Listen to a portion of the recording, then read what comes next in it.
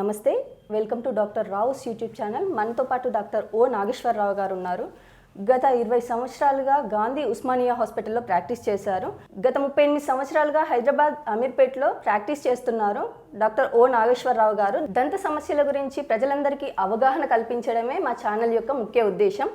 So doctor ఓ నాగేశ్వరరావు గారిని అడిగి తెలుసుకుందాం దంత సమస్యల గురించి. నమస్కారం డాక్టర్ గారు. నమస్తే డాక్టర్ గారు, చాలామంది రకరకాల కారణాలతో చాలా ప్రెషర్ ఎక్కువ తీసుకొని టెన్షన్ పడుతూ ఉంటారు. అలా టెన్షన్ పడడం వల్ల దంత సమస్యలు ఏమైనా వస్తాయా తెలియజేయండి. చాలామంది ఈ మధ్యకాలంలో ఈ ఒత్తిడి పెరగడం వల్ల, అంటే ఎక్కువగా ఆలోచించడం, నిద్ర లేకపోవటం, అట్లాగే ఎక్కువ టెన్షన్, అంటే ఫ్యామిలీ ప్రాబ్లమ్స్, అట్లాగే ఫైనాన్షియల్ ప్రాబ్లమ్స్, అట్లాగే ఈ జాబ్ గురించి, చదువుల గురించి, ఇట్లాగా అనేకమైన ఇబ్బందులతోటి ఎక్కువ ఆలోచించడం వల్ల, ఈ నిద్ర లేకపోవడం వల్ల, ఈ టెన్షన్ తోటి ఏమవుతుందంటే నోరు ఎండిపోతుంది. ఈ నోరు ఎప్పుడైతే ఎండిపోవటం జరుగుతుందో ఆటోమేటిక్గా నోట్లో ఉన్న ఈ లివింగ్ టిష్యూ అంతా కూడా అది ఇంజరీ అవుతుంటుంది. అంటే మన నోటి చర్మం అంతా ఒక పల్చని పొరతోటి కప్పబడి ఉంటుంది అన్నమాట. ఈ పల్చటి పొర కింద ఈ లివింగ్ టిష్యూ అంతా ఉంటుంది, అంటే జీవకణాలు ఉంటాయి.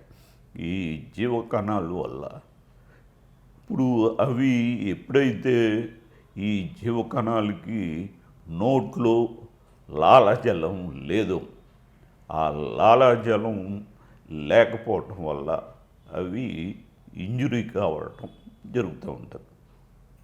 ఈ విధంగా నోటి పూత రావటం, నోటి అల్సర్స్ రావటం, అట్లాగే పళ్ళు అరిగిపోవటం, ఈ విధంగా పళ్ళు పుచ్చిపోవటం, ఇట్లాగా అనేక సమస్యలకి కారణమవుతూ ఉంటుంది అన్నమాట.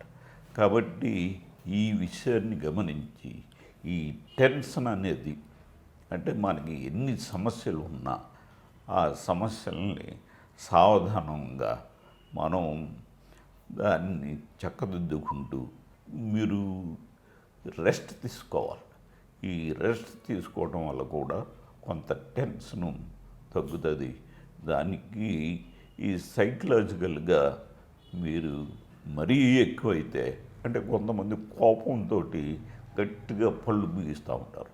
ఈ పళ్ళు బిగించడం వల్ల కూడా ఏమవుతుందంటే పళ్ళుకి ఇంజరీ, తర్వాత పళ్ళు అరిగిపోవటం కూడా జరుగుతూ ఉంటుంది. అట్లాగే అనేకమైన ఈ దంత సమస్యలు రావడానికి టెన్షన్ కారణం అని ప్రూవ్ అయిందనమాట.